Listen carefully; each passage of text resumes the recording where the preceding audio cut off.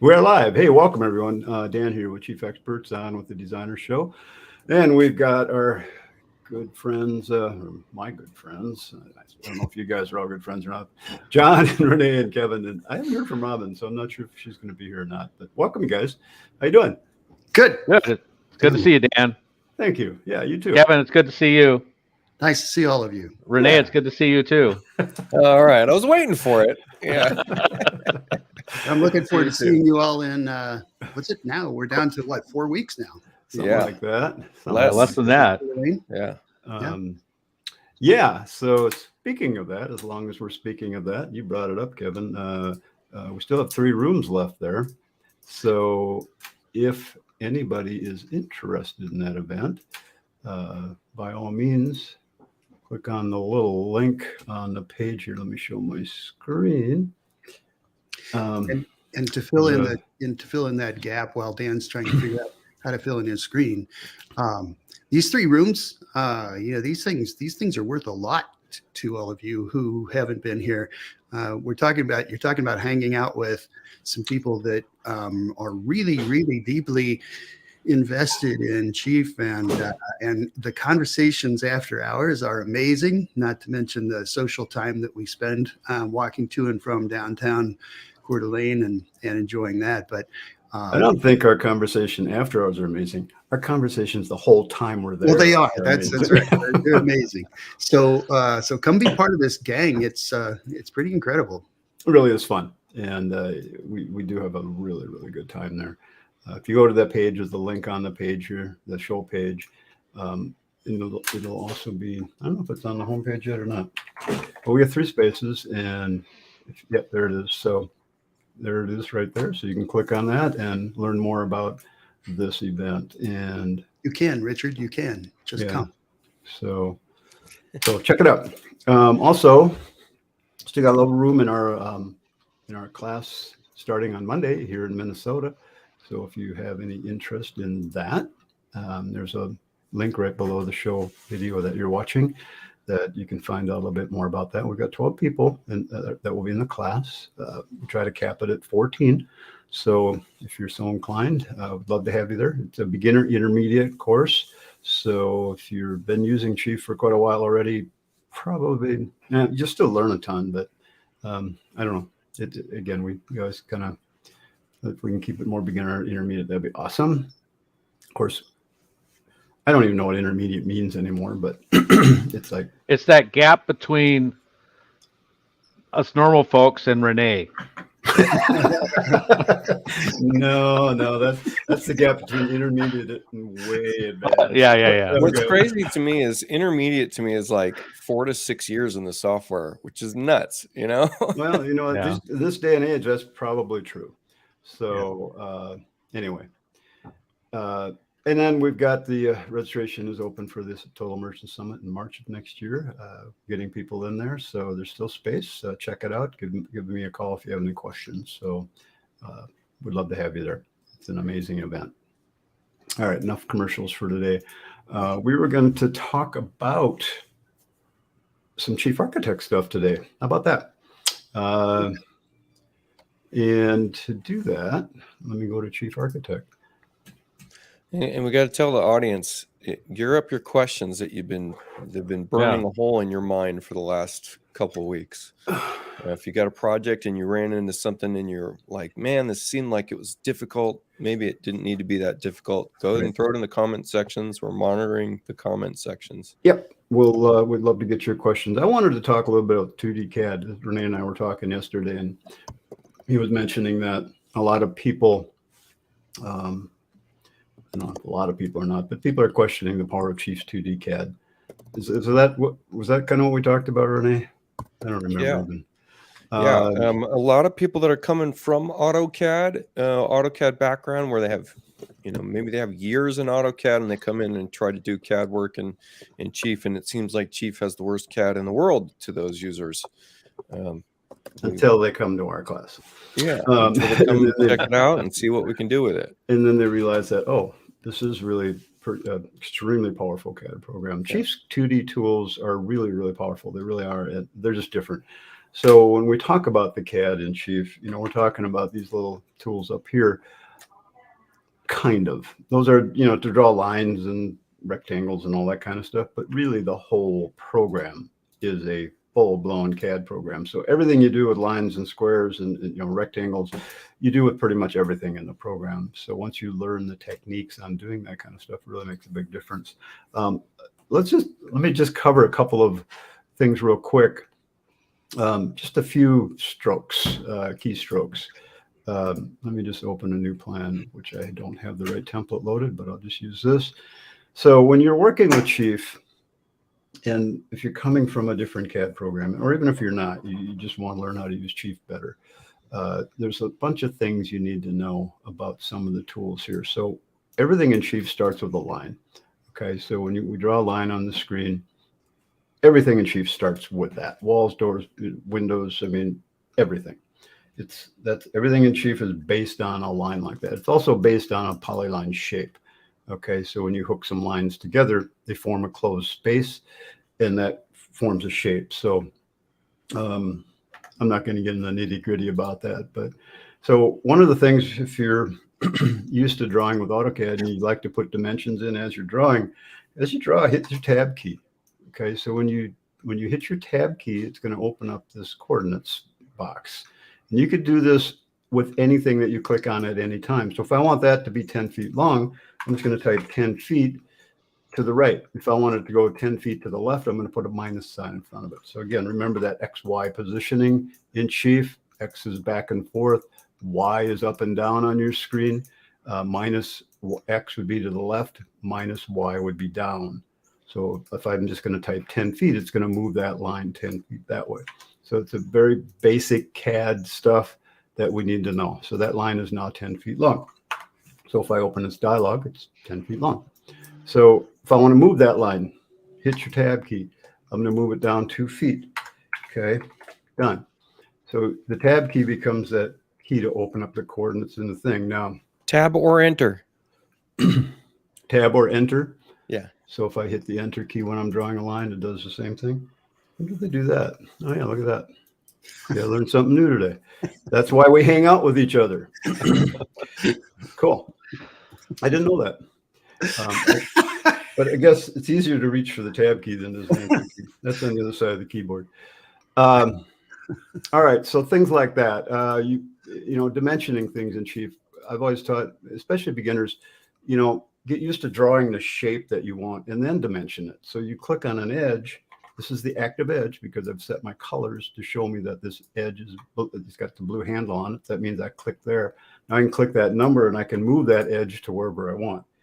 So simple little things like that. I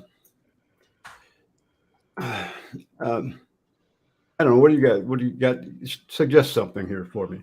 Okay, we'll show the trim tool, show extend. Trim and extend. That's always a good one. Fence tool. So the extend CAD tool. And point out that these two tools, trim and extend, are invaluable. They'll pull you out of more situations than you can imagine. So while it's nice to know how to get a box drawn to the right dimensions, when you're drawing a bunch of lines that are all crowding your visual plane and you need to make them the same length, extend them to another point, pull a rafter to its edge, anything like that, these tools are great. So watch in this and learn.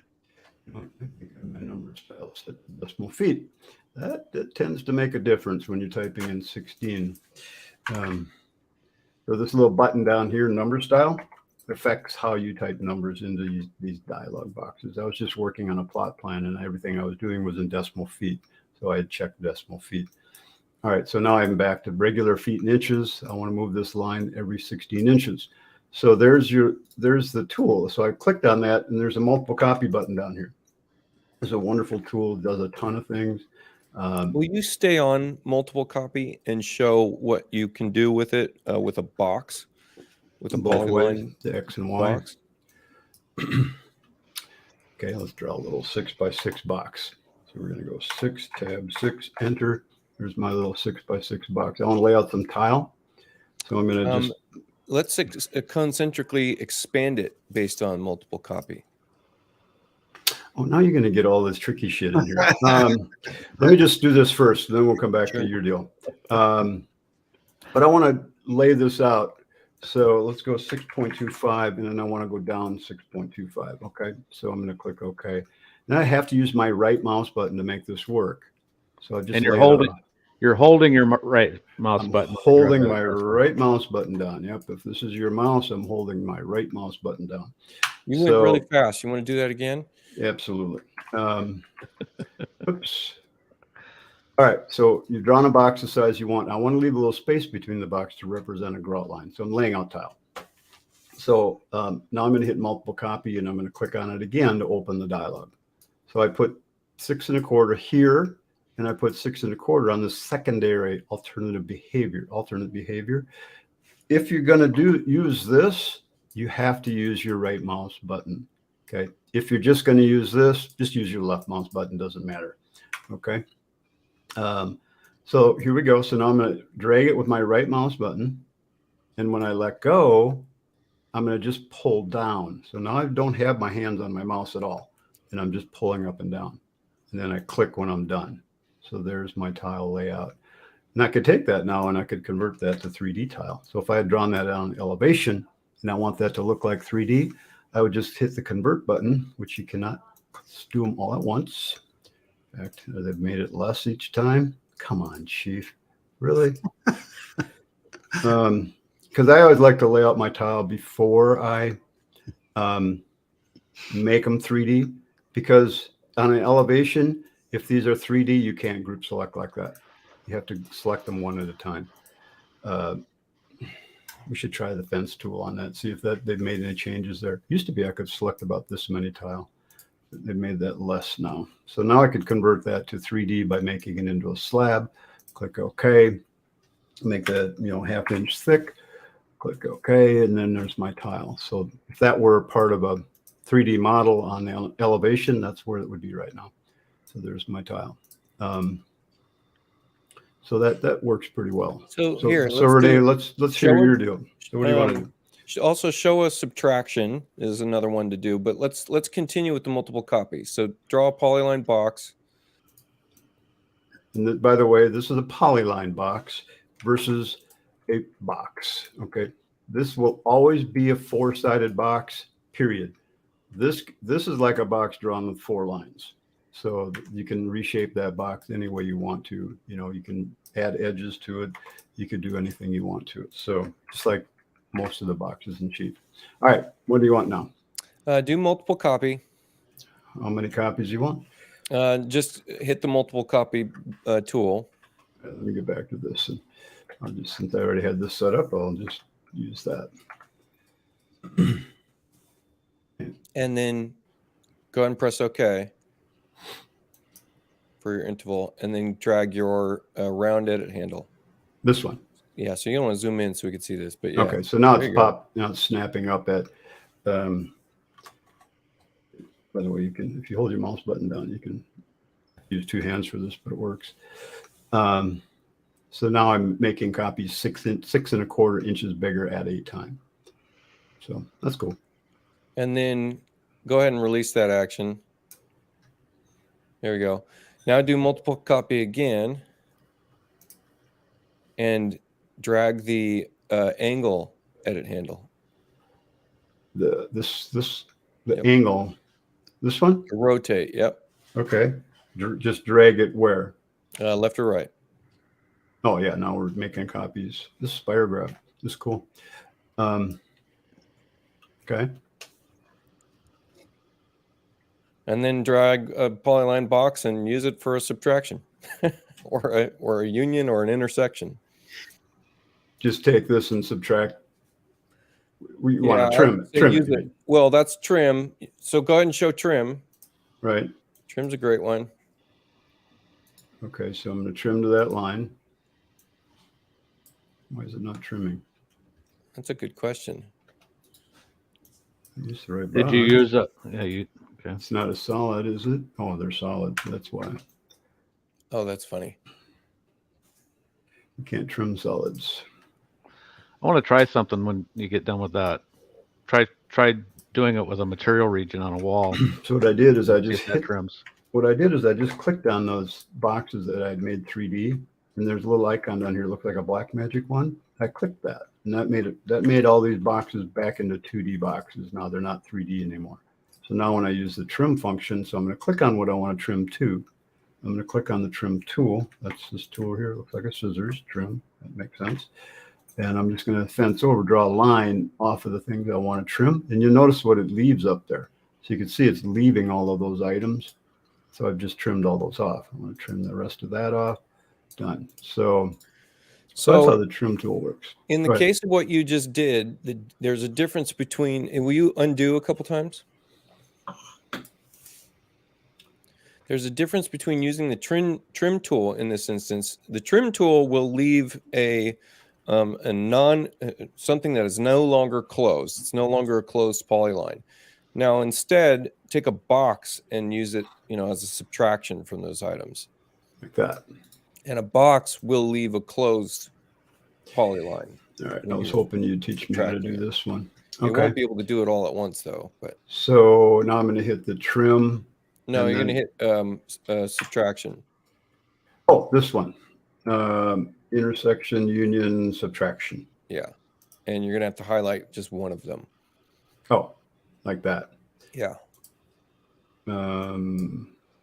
No. Oops, I got the wrong side. Nice. Okay, let's do that again. So click, subtraction, click up here. Let's turn this off. Would you like to retain the original? No. Oh, why is it still doing the bottom side? You see this comment from Richard. You have to use the union subtraction tool if you want to, keep a closed polyline trimmed.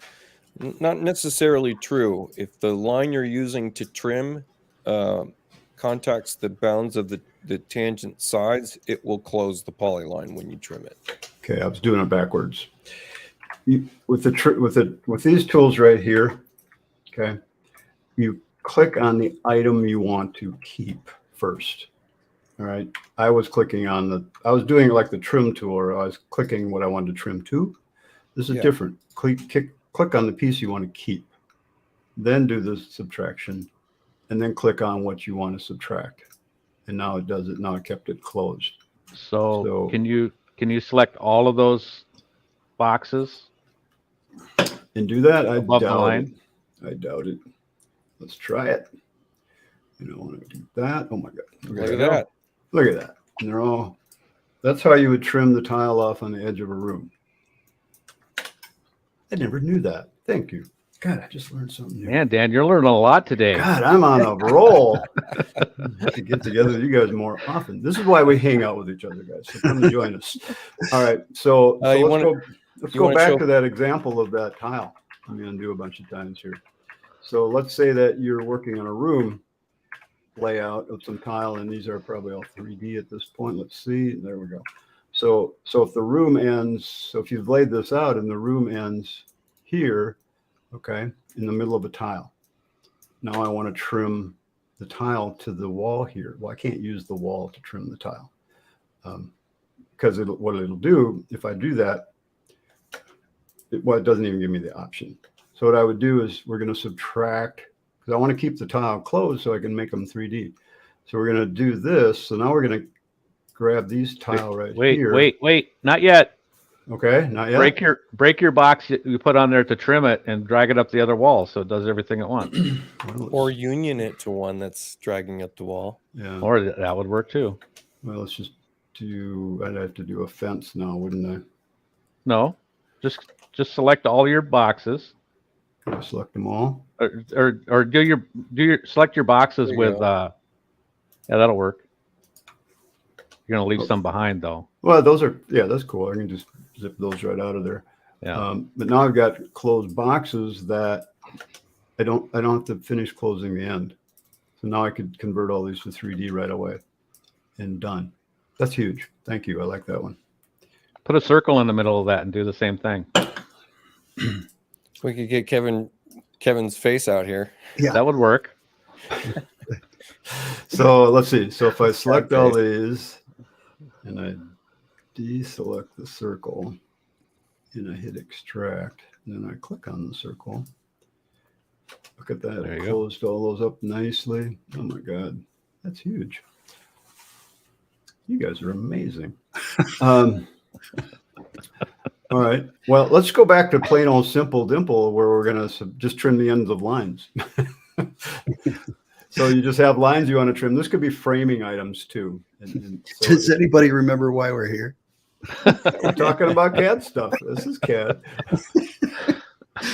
So now I'm going to hit the trim tool and I'm going to just go around here and trim it off. Okay. So here again, I selected what I wanted to trim to. Click the trim tool and then drag a line over what you want to trim off. Okay. See, this is intermediate. This is beginner. Okay. That's the difference between intermediate and beginner. And Renee's probably got something else he wants to tell me that's super advanced. So, I'm setting it up right now. Talk about I'm setting it up right now. all right, cool. So I want to trim off that circle. So I'm going to hit the circle, hit the trim tool, fence over those lines in between, done. Now I just cut those out. So that'd be the same with framing. Framing does do this automatically where it keeps that in there. So if you lay out some floor joists, for example, I'll turn on my layers for that. And I make some copies of that using multiple copy. And I want to trim those. Now I just draw a line over them. you can draw another floor joist over them too. Well, let's see if the line works. The line never used to work to, I'm pretty sure it does now. I think it does too. It would leave the ends of the joist square, but now it's making them angled. So now you've got those. And if you were to look at that, there's your You can 3D. do the same thing with a beam or a floor joist. Yeah. All right, whatever. Framing's there. Talk about getting it to rotate around a current point versus the center of an object. I do use that a fair amount. I thought more than I thought I would. So let's say that I'll just do a simple thing. I want to make a bunch of circles rotate around this circle. All right. So I want to leave a circle every 2 feet. How big is my circle? Every 6 feet. All right. So if I go up here and I put in 6 feet, does it work like this? And I try to make copies of this, it's going to just see I can't do it around that circle. But if I use a current point to rotate around, because everything's set up by default to rotate around the center of an object.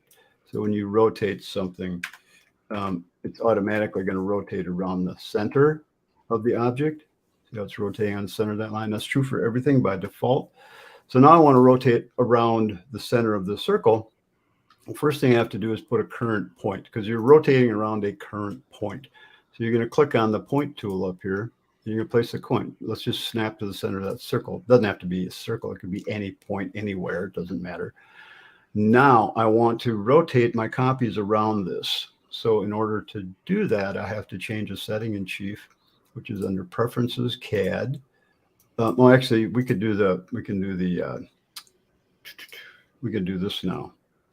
This transform replicate, and now we could change this about the current point. So we're going to make copies. We're going to make 20 copies, or we'll go 10 copies. We're going to rotate them. What would be the correct distance I would put here? There under angle distance, or would I put it? Go click on rotate, and you might be able to just click on the around current point. Change that down there to rotate on around current point.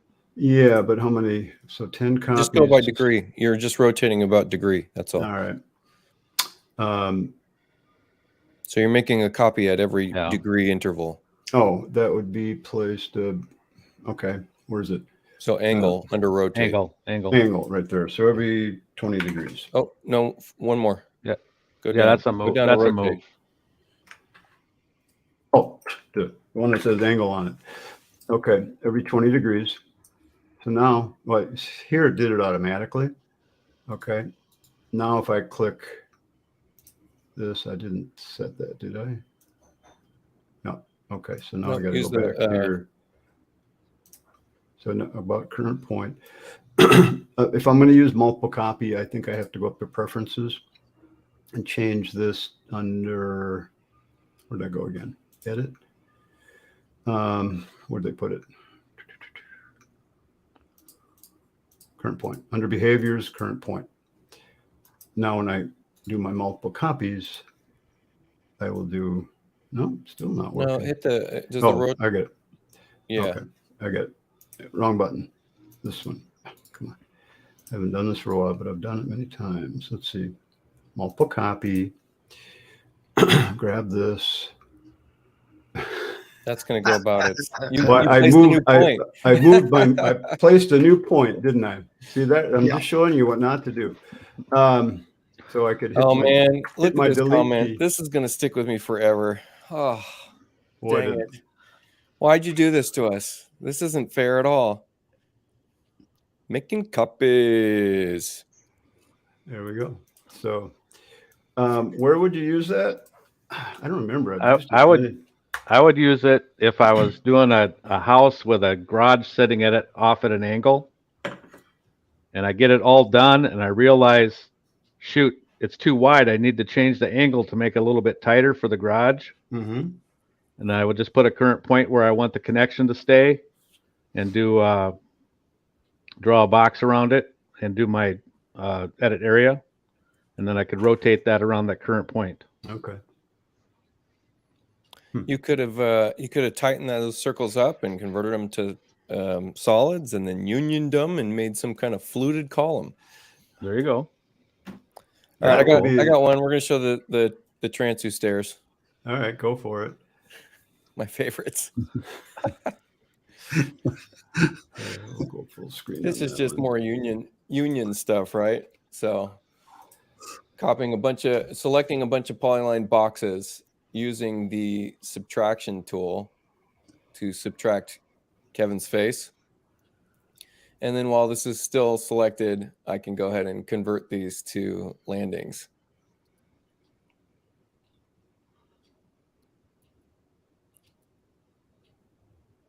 And there you go. You have the Kevin Transu shaped staircase. Very nice. New posts, but yeah, I get it. Yeah, I got to turn on all the railings and posts. We have a lot of fun with Kevin, in case you didn't notice. I should say Renee has a lot of fun at Kevin's expense, if you haven't noticed. Got to highlight. I'm going Okay. to build those someday. There are some questions. We should get on some questions. We only got a half hour left. All right, what's the question? We had one early, which was Nikki Kelly was asking, my interior railings are cutting the ceiling finish. I can't figure out the fix. I'm just going to give like a blanket approach to this. Sometimes you need your railing, even though it's going to be a railing in its end form, to be using the same wall type as the wall type above or below. So, Or at least defined the same way. Yeah, if you're using a stucco 6 wall type below or above, then you should try to use a stucco 6 wall type and convert it to change the designation to a railing. And sometimes that will do some infill where some stuff is missing. Other than that, we'd have to see an example of this probably. A lot of times when I see that problem, the railing wall style doesn't have any interior or exterior material on it. Yeah. It's just got framing, so then it won't fill in between the ceiling and the floor. Right, or someone used like the room divider tool beforehand, or Exactly. Yep. Yeah, if you don't have a sheetrock layer on your wall, it won't fill the end in. yeah. So you have to, you can't just use a framing wall. You have to use a framing wall with sheetrock on one side at least. Got one here that says, since you have the site plan up with the survey, I always have an issue with terrain features like driveways having irregularities in 3D at the front of the garage door. And I'm going to add something to that too. Sometimes you have your... I'm going to go talk about that in a minute. Yeah. So we'll come back to that one. Oh, come back to it? Okay. Okay. I love this comment, Amzi. Thank you. This is why we do this. So what I'm going to do is post a link that if you guys on this call wouldn't mind clicking on that link or copying and pasting it in the browser, leave a Google review for us, for Chief Experts. I'd love that. I preach to everybody all the time. Yeah, get your Google business up and get your reviews, but I never do it. So I'm doing it right now. So I'm practicing that. So if you guys wouldn't mind, I would love it. Thank you. So Google reviews come when you ever been to a Google map and you click on it and you see the reviews. Well, there they are. So I'd love to see your guys' reviews there. In fact, look at that, Andy, put a review there, but you can do another one. Cool. And congratulations, by the way. Yes, exactly. Congratulations. That is absolutely awesome. So you'll have to share that, some pictures and things with us. I'd love to see that. So let's go talk about terrain. Wait, I got one too. I got one too. Go ahead. I'm posting mine. Oh, good. Yeah, absolutely. In fact, yeah, we should all go leave a rabbit review.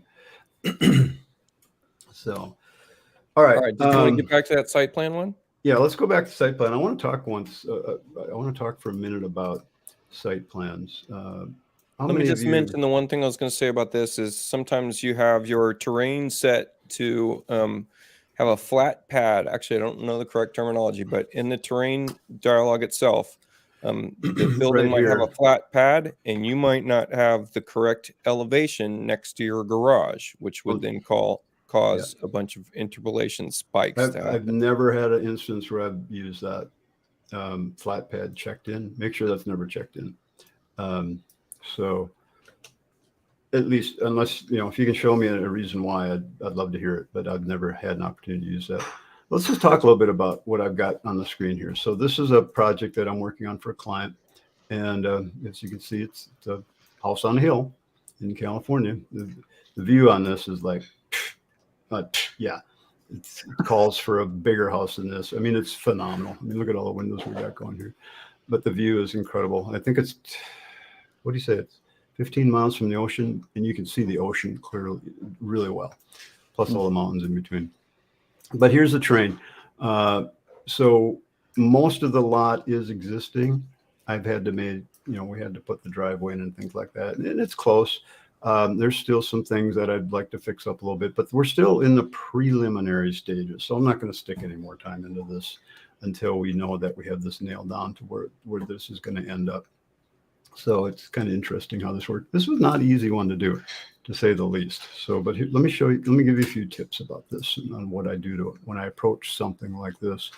So this particular one, I've been going back and forth with the engineer, what do you call the land engineer, whoever does the survey. A surveyor. Well, he also has got an engineer name in his name. I don't know what it's called. Whatever it's called, whatever. So I got this DWG file from him, which was really nice. So anytime you can get a DWG file of your plot plan, get it. I mean, it'll save you a boatload of time. But when you get a DWG file from anybody, you're going to get a bajillion layers. All right, this is just pretty typical. You're going to get a whole boatload of layers, anodes. I mean, they're sending you every single layer that they've got in the DWG file. So never bring a DWG file into the plan you're working on, because you really mess up your layer sets. Bring it into a blank plan, and let's carve it out to get just the layers we want to get in our plan. So the way you do that, I wanted this. I didn't want any of these other layers in my plan. So what I did is I brought this in. I started massaging a little bit, and what I like to do is I will open my project layers deal right here, and I will click on the items I want to bring into my chief architect plan and nothing else. And I always like to put the word plot. This is the second time I've done it, so it's plot too. But I will always go in and I'll make a copy of that, and then what I'll do is I'll turn off that layer, and then I'll go to the next line. And I'll just put that word in front of everything that I click on until I got a blank screen of just the things that I want to bring into that plan. Okay. Then what I do is I go in to my layers and I select them all and I turn them all off. And then I type in the word plot, because that's what I put in front of it. In this case, it's plot 2. And that's all my plot 2 layers. So these are just the lines I wanted in this. There's probably another 100 or more layers I don't want to bring into my plan. So now I'm going to turn those all on, and now I'm only going to get the items I want in my plan. I've already done the rotate on this. So there's what I want to bring into my plan. Now, before you go on, Dan, just a suggestion: when you're selecting those items that you want to keep, use your match properties to select everything of one color or everything on the same layer or something like that, so that you can sort it out faster. Well, you only need to do that because you're just everything that's on that layer you're going to shut off. So okay. So once you you're just looking for the layer. I'm just looking for the layer of the items in the plan that I want. So because you're going to get, how many layers are you going to get in here that don't have anything on them? So you're going to get all of this kind of stuff where there was nothing in the plan to start with. Right. And you can tell because there's no plus sign in front of it. So so that's what I like to do, because I don't want all those layers in my layer set in Chief Architect, because again, it just messes up my whole layer set. So then what I did with this particular one, so you could do your terrain a couple of different ways. In this case, I wanted to create 3D terrain, but I'm not going to rotate my building to fit the terrain. Not a chance. Okay. Before you go on, I want to tell you a little trick. When you get super, super busy scene like this, I actually turn on all layers. I use the layer hider tool to hide the ones that I want. I then sort my active layer display options based on what's displayed, and then I invert them so that it leaves me with only the ones I wanted. Sure. And what Renee's talking about is this tool right here. Okay, I've added that to my toolbar. That's not on your toolbar by default. It's the layer hider. That's under Tools, Layer Settings, Layer Hider. So if you want that on your toolbar, you have to right-click. You have to customize your toolbars and add that icon. So look for Layer. That one's pretty essential anytime you're working with another. Drag it up on. Yep.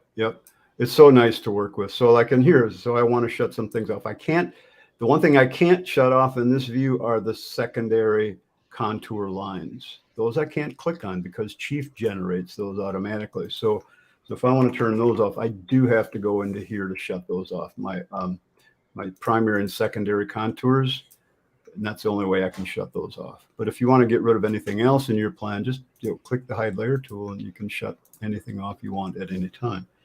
So it really is a handy tool. I use it all the time. So that's one of those you want to put on your toolbar. But back to bringing this into my plan finally. So again, I'm not going to do a plan footprint. That's another tool in Chief where you keep the survey pointing north. The top of it's north to the top of the screen, and then you can rotate your house. But you're not really rotating your model. You're rotating an image of the house. We're not doing that. In this case, I want to create 3D terrain. So I had to rotate the terrain to fit in my plan. Now, what I did in this case was, I've got my plan, and this is the one where I haven't done the work yet. I haven't done the road and the terrain contouring yet. But what I did is I clicked near the outside of my house. Okay, so when you click near the outside of your house, and I had to go up here to this floor to do that, you'll get a highlight around your building. I've got a pool here that should be shut off. But anyway, what I did was I clicked this button right here to make a outline of the building. All right. And then what I did is I went copy. Then I went back to my DWG and I hit paste hold position, another icon that you want to put on your toolbar. I don't understand why they don't add this one by default. Such a valuable tool.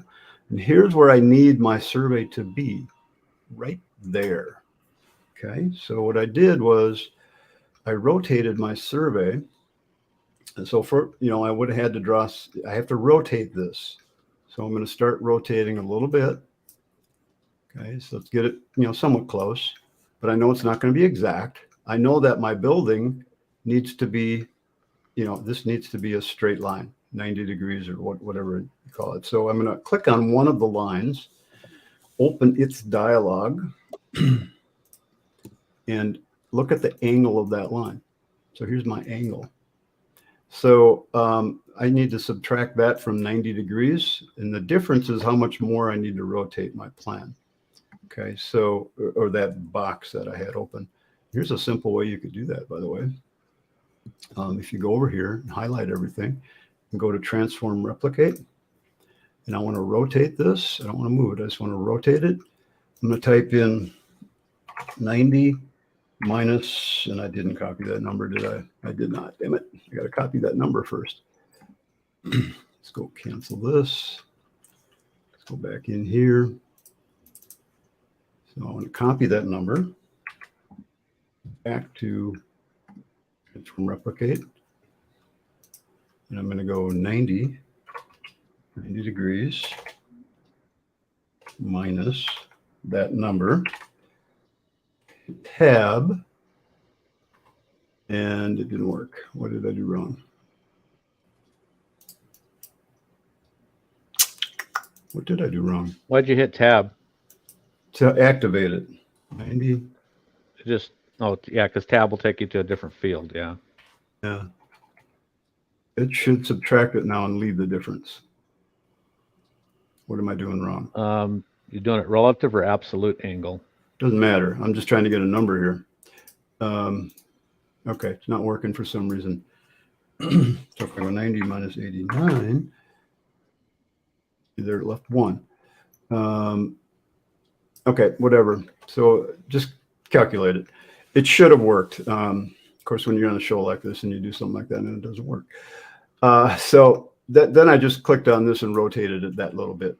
And then I had it exactly where I needed it. Then I highlighted the whole thing. Point to point move. I'm going to move a spot here of this to that box I just pasted in with pasted, this wouldn't have been here. It would have only been that one box, paste hold position box. And then I would have just selected and point to pointed that same spot to there. And that's how I got this to be in the exact spot that I needed to put it back into my plan.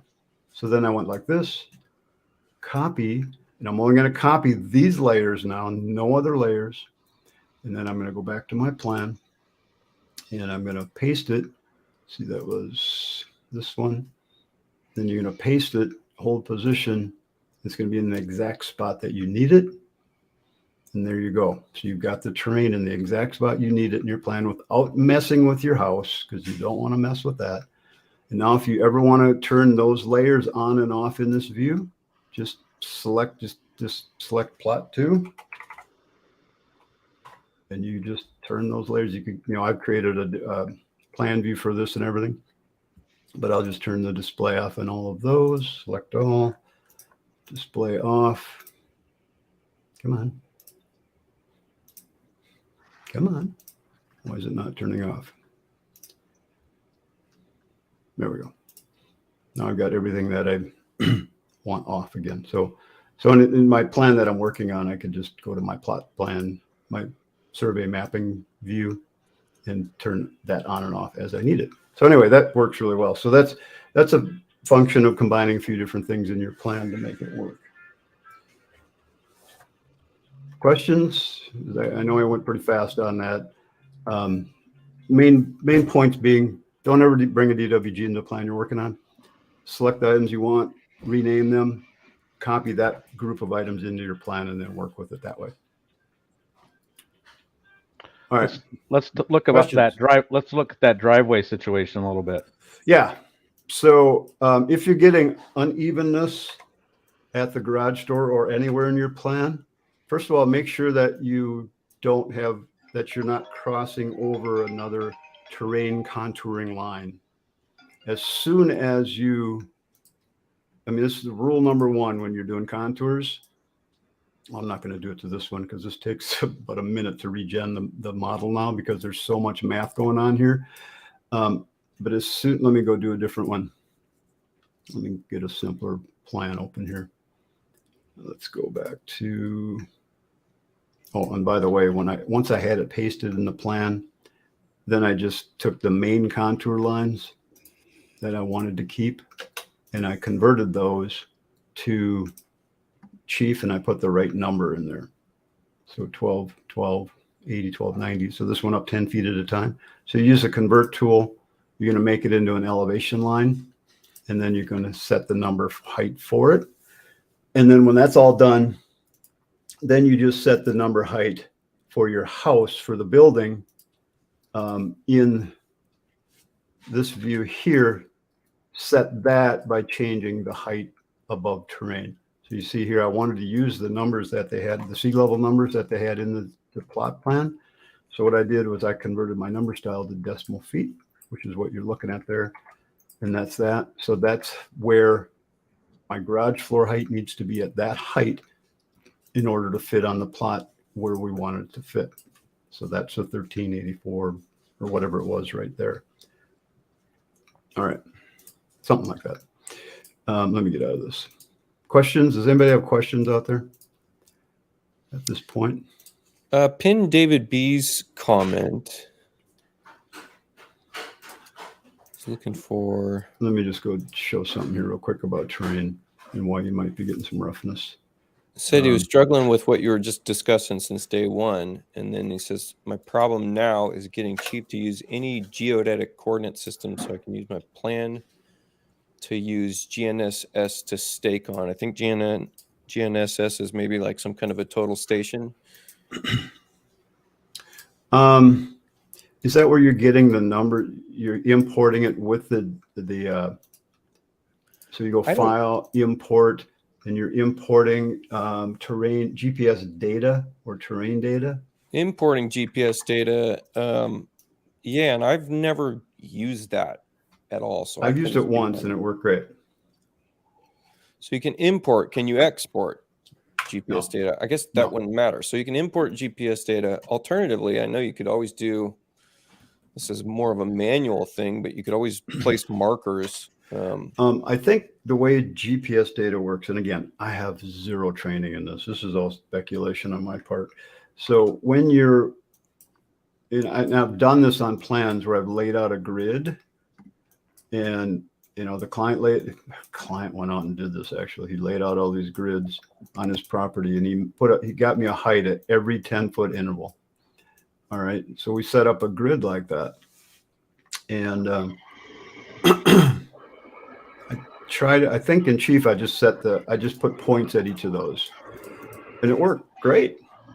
And I think when you import GPS data, this is what you're getting, a grid like this with that kind of data in it that will put your train in. I think we're getting some feedback somewhere from somebody. I'm not sure what that is.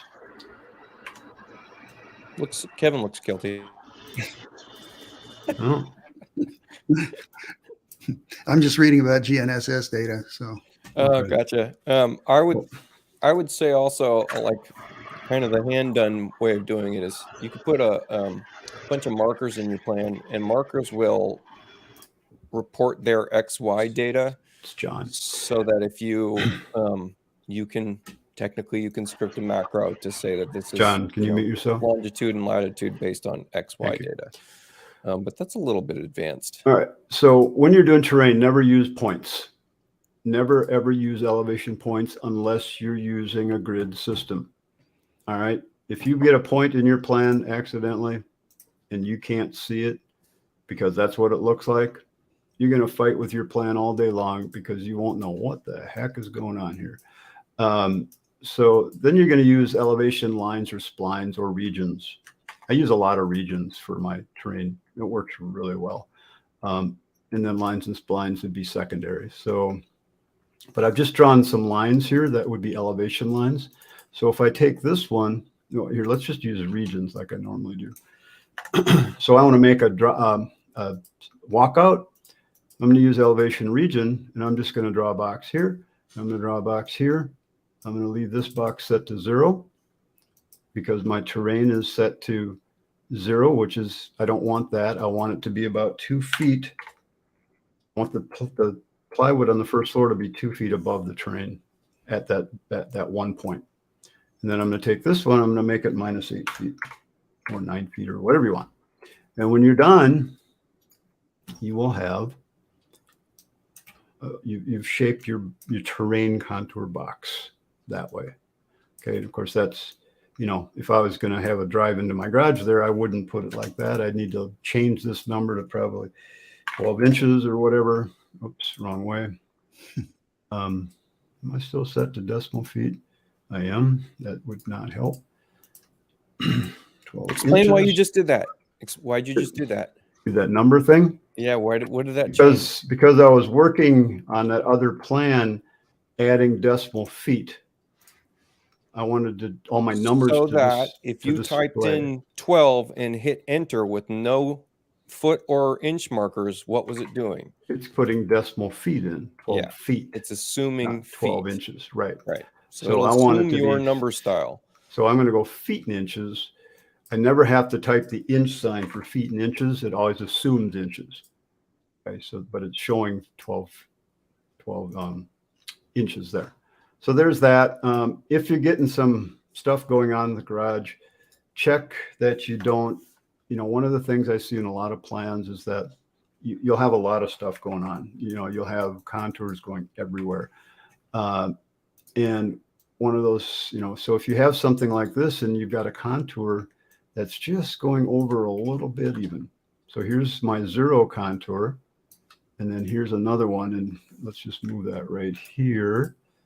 And let's make that 24 inches.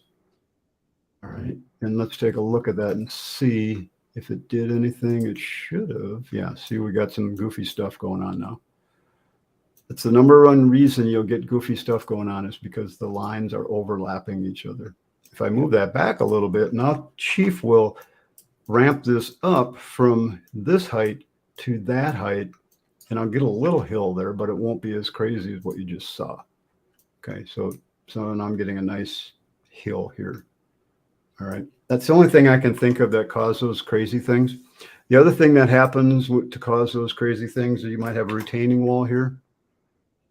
You have a lower part right here, and you have a higher part here. So for some reason, sometimes Chief will leak that. So the best thing I can say for that one is to take your retaining wall. So if you're doing this with a straight retaining wall, terrain wall, not a retaining wall, terrain wall, you draw that in, take that wall and go into the where is it here? Terrain, oh, that's a path. I don't want a path. Did I choose the wrong one? I always choose the wrong one here. Straight terrain wall, retaining wall. Retaining wall, thank you. So take that. First of all, if your wall is intersecting into the other wall, what you want to do is you want to go into the wall, go into your wall type, go define this wall, and tell it to be under wall properties, a partition wall. So a partition wall will just bump into another wall. It won't extend into it. And that should clean up maybe that will clean up some of the funkiness that happens. So if I go here and I put another terrain, let's put another elevation region here. Let's make this -4 feet. Okay, so I want this to be 0 above the wall, 4 feet on the other side of the wall. And now we've got a nice step down there. Okay, and it's not leaking up, causing all of that goofy stuff going on there. That tends to help. But there's situations, if you get walls coming in at different angles and things like that, yeah, it can cause those. Sometimes you just say, well, it's the best I'm going to do. You know, another way you can fix that is take a terrain hole. That would be right here. And put a hole over that area where it's getting all funky. And just draw a slab at that spot to clean it up. And sometimes that can do it. So here, if I would have had a bunch of bumpy, you know, crazy stuff going on here, I delete it all out of there with the hole, and now I can just put a slab in there to level it up, if that's applicable. We're almost out of time, man. We haven't even talked about templates. All right, this is pretty normal. This is normal for us. Do any of you guys know when you put in a sun angle, latitude and longitude, where it's placing that on your plan? Is it placing it on 0, 0? Any ideas? I'm just Where it's curious. placing what, the sun? Because if In that that case? places it on 0, 0, that may be an answer to this question. How that could be when you do done. a sun angle and it's the longitude and latitude, I think it assumes the sun is directly central to the model. Maybe, I'm not sure, but we don't have any reference to those longitude and latitude that's usable at all. Yeah. Why not? I don't know. I'm thinking I might this is Friday, and I like to give out free stuff on Fridays. I might give out a tool that is just a marker that uses a macro where you set the reference coordinate of some datum that you already know, and then every next marker you use with that macro will set what that coordinate is based on your reference datum. English. So look for that later. I'll try to put that together. English. I'm with you, Kevin. I don't know what he said either. So. No, I don't. I think it was Portuguese. I'm not sure what he was saying there. But could you rephrase that in some use case scenario that the rest of us could understand? So David B is trying to use some kind of total station that I am guessing has a GPS system inside of it, so that it knows where it is longitudinally and latitudinally. Did I say that right? And so what he's looking for is he needs datum points all over his plot plan so that he can go take that station out to the site, look at his piece of paper, and pull those measurements from those various data points. Right. And so he needs something to be able to tell him what the longitude and latitude is. So I'm saying I'm going to make a marker with a macro where you have to input what the, one datum point, where you're saying, I know what the longitude and latitude of the corner of this house is. And that's what I need you to input. And then I'll give you a macro to put in a marker where you place your markers all over the plan, and it will tell you the longitude and latitude of those markers. So if that's something that's of interest to you guys, drop Renee online. Tell them you're interested in that. Yeah. And for everyone else, for everybody else, don't bother. Yeah. You would have to also have that related to your north arrow. No, this is just going to be totally separate from that. This is just dumb data so that you have a reference point when you go out to the field. Well, I think you just made David's day. Cool. We make someone's day. That's what matters. All right. So we're about wrapped here. You guys, thanks for joining us today. I really appreciate it. I know we covered some, beginner, intermediate, and advanced stuff here. I do a lot of these crazy terrain, not a lot, but I do a fair amount of these crazy terrains. So it's, yes, I have figured out a lot of this by trial and error. Someone asked about that. If you're doing this stuff enough, you tend to figure stuff out. So it works. You could do a whole show on terrain. Yeah, you could. Yeah. A couple shows. Do a whole day on terrain when it really comes down to it. Even like that one I was showing. Let me open that real quick. There was a ton of trial and error in just getting this to be the way I wanted it. Now, this was fairly simple because the terrain. You're not showing your screen. Thank you, John. This was fairly easy because I was given the information.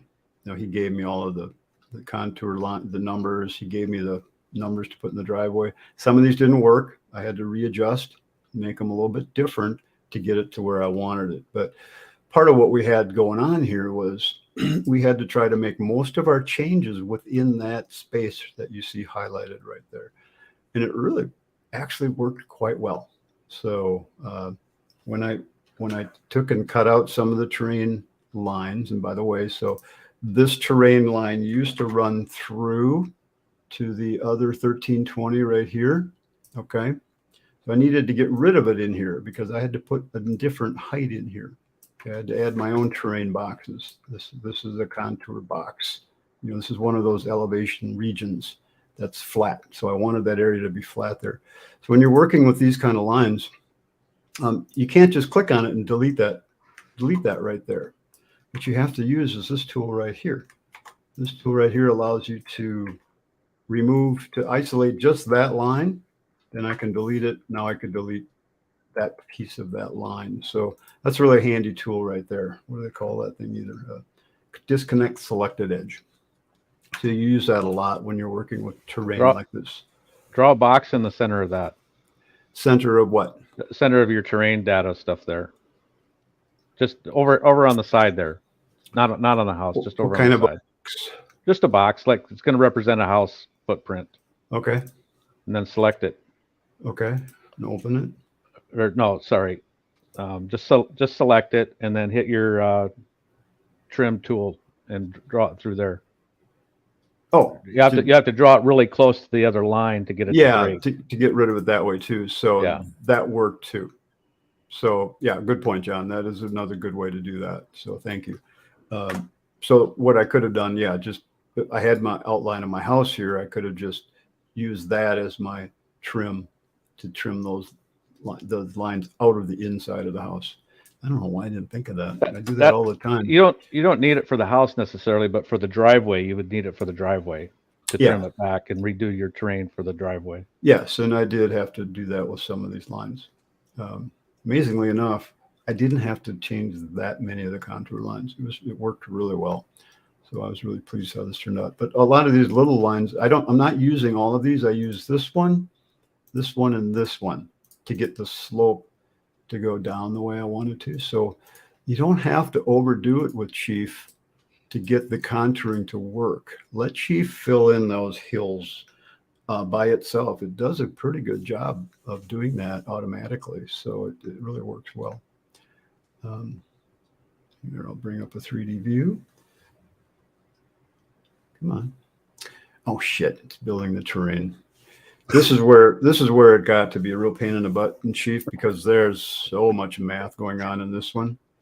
And I have a pretty powerful computer, so it has to figure out that stuff every time I do something. So you could do a lot of that work in a different plan and just use CAD lines to represent the house, and then at least you're not rebuilding the house then. True. But I think there's just so much going on here that I still would have had that. But anyway, because this is a lot of contouring. Anyway, you guys, thank you. Please check out our page and consider meeting us up and do some training and record lane, whatever. Have some fun. Anything else? We done?